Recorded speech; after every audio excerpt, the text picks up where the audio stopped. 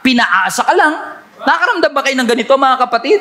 All of these are results of hopelessness in our life. Na sinasabi natin, wala nang sumusuporta sa akin at wala nang susuporta sa akin. Wala nang magmamahal sa akin. Paano na lang kami?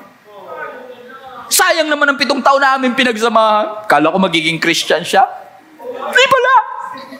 Shinar ko ang gospel, di niya tinanggap. Pinag-enroll pa sa growth track, hindi lumago.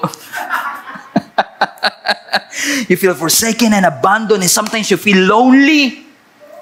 Alam niyo ba, na-realize ko, you can be in a crowd and still feel lonely. You can be surrounded with thousands of people and still feel lonely.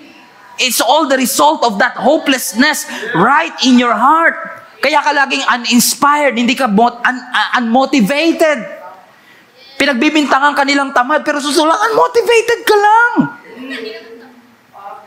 You're not hoping that things will get better. Hindi ka na umaasa na makakaahon pa kayo sa hirap. Hindi ka na umaasa na gagaling pa kayo sa inyong kasakitan. Lagi kang uninspired, unmotivated. You feel powerless.